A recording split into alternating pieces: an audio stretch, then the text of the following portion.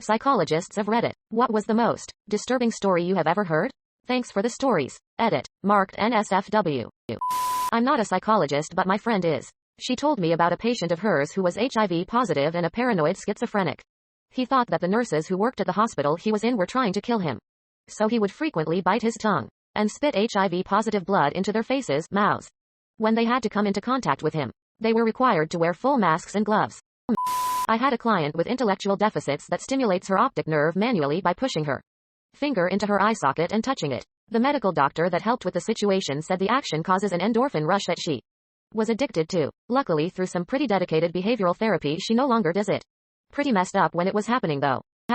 I'm in grad school now for psychology and counseling. One of my professors told the story of a former client who was severely depressed, but had no suicidal ideation. His brother and father both committed suicide and he refused to do that to his family.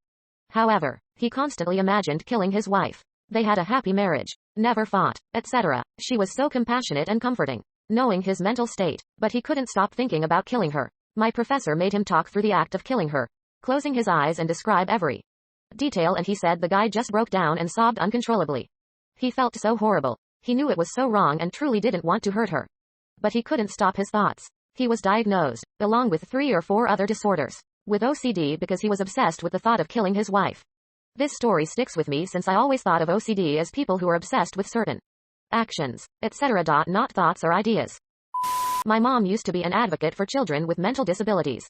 She had been assigned a new family that month, and they seemed pretty normal. Both parents checked out, and the kid was about 10 years old. He had a moderate case of autism and schizophrenia. The family also had a dog for the kid to play with.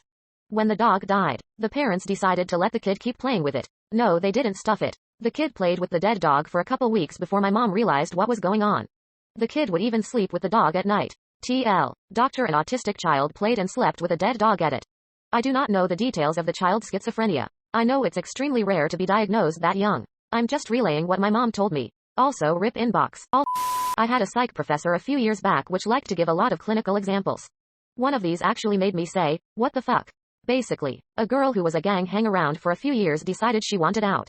This did not go well with them and they threatened her and her brother got in the middle of it. Eventually, they showed up at her house and kidnapped her and her brother. They ended up hanging her brother in a closet with a coat hanger and raping her with a hot curling iron. I have a degree in psychology, but I'm working in a different field of healthcare currently. I think the most disturbing that a professor ever told me about was a patient who she believed actually did have dissociative identity disorder, aka multiple personality disorder.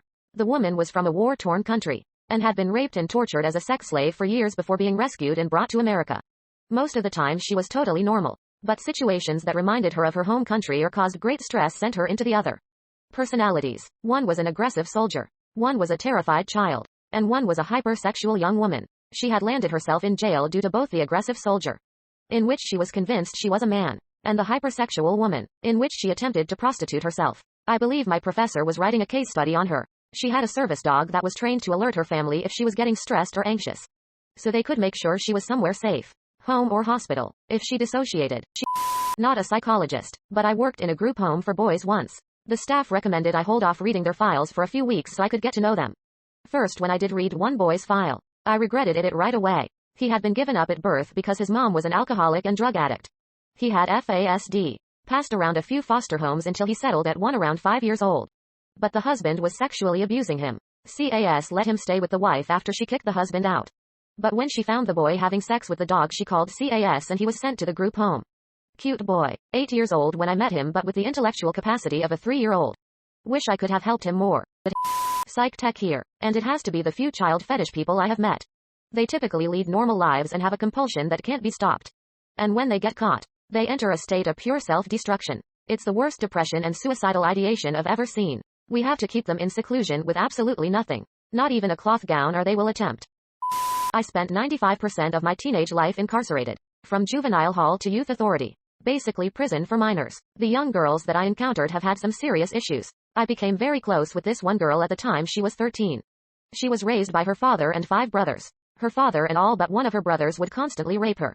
She even mentioned her uncle doing it as well. It was the main reason she wanted to be in lockup. It was the only way she could get away without telling on them. No matter what, she would never tell on them. It was the worst thing I ever heard. She never told anyone but me. We both just cried for a while as we confided in each other our darkest secrets.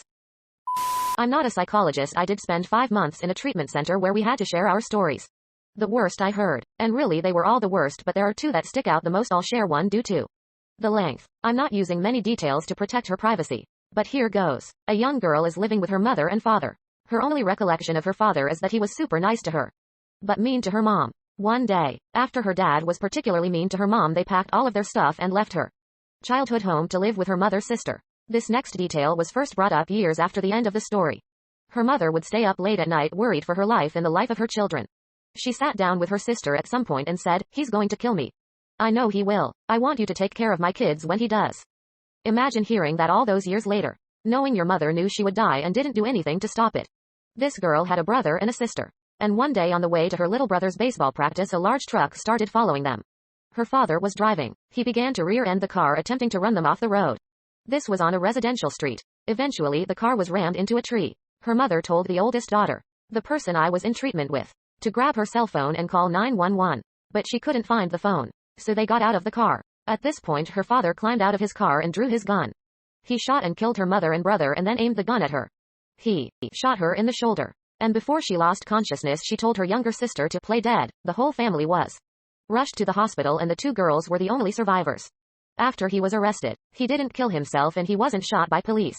They found a note in his car. It said something along the lines of, "I love them so much. If I can't have them, nobody can." He is now awaiting the death penalty and she testifies every time he files for an appeal. For me, it isn't just one story, but the overwhelming amount of terrible parents that rent out their children to people from the neighborhood for money. A lot of women I work with have been raped multiple times so that their parents could get money for food, drugs, or to pay the bills.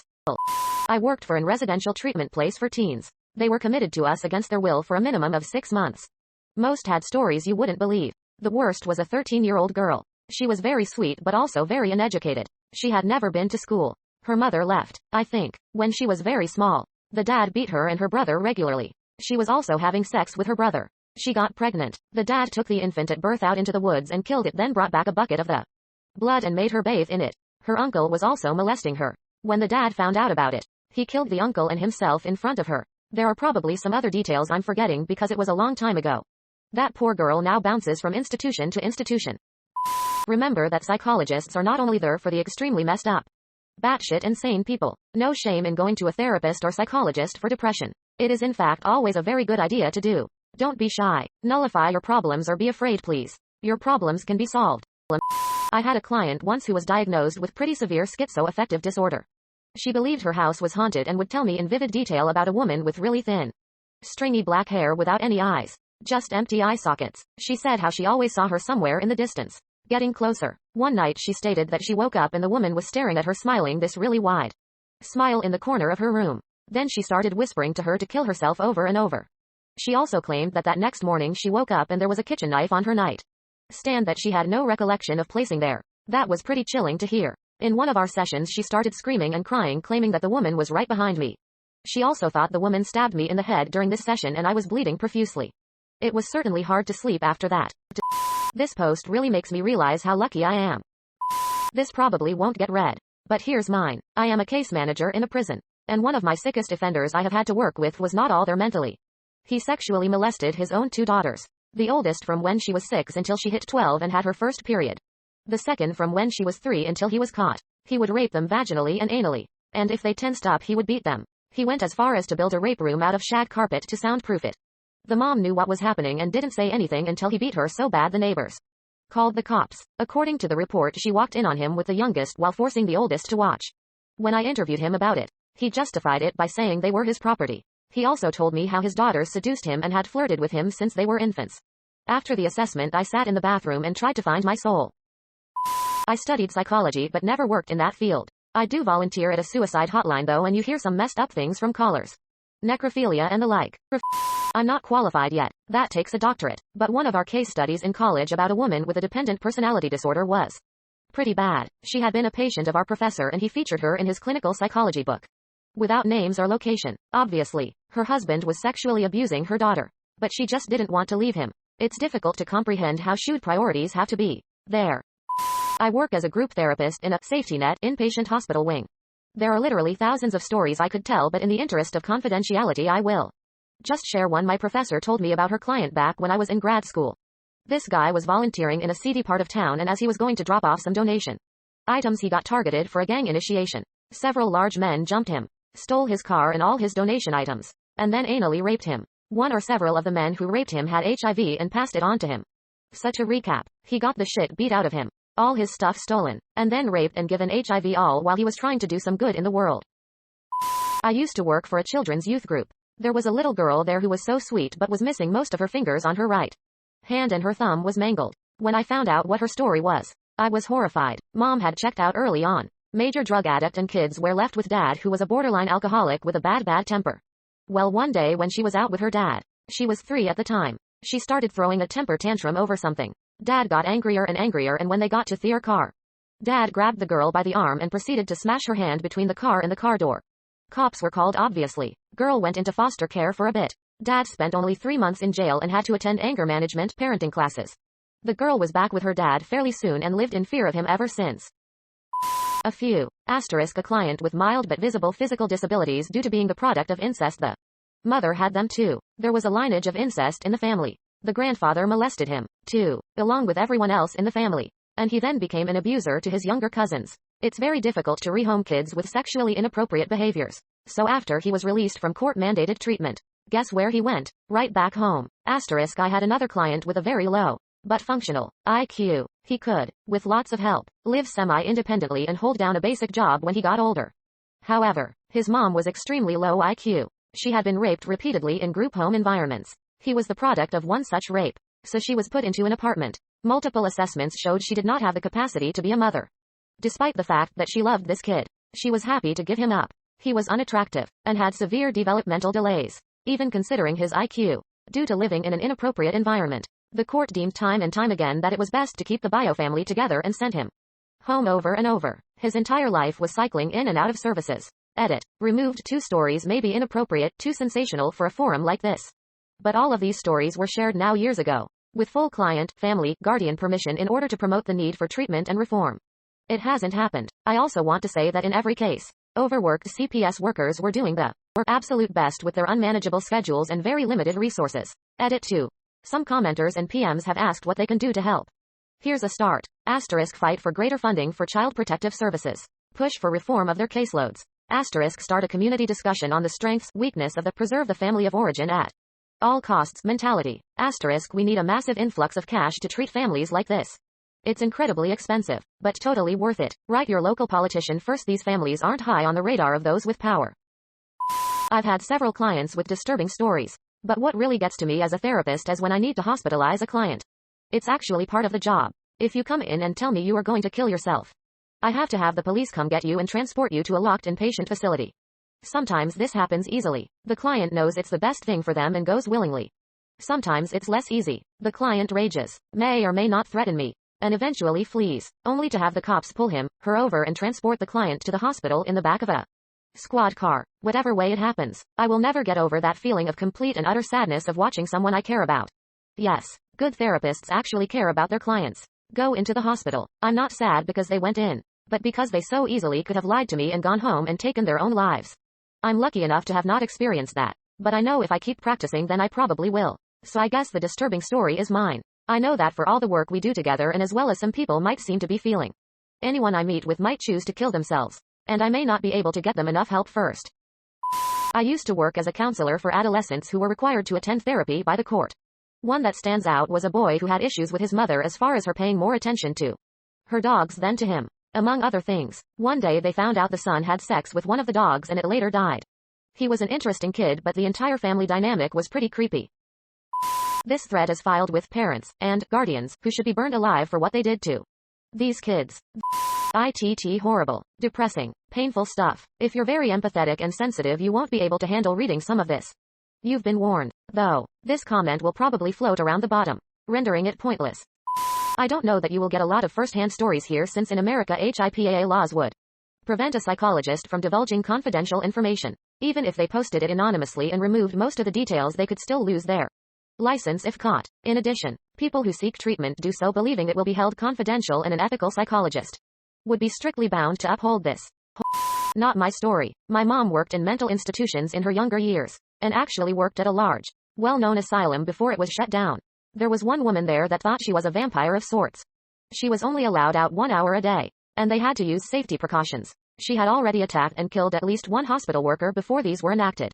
When my mom asked about her, it was revealed that she had killed at least 2 of her children, wounded another as well as her husband because she had some sort of physical condition called porphyria, which apparently made her crave blood. By the time that they discovered there was something physically wrong with her, she already had lost her mind from guilt and grief. This thread silence brought to you by HIPAA.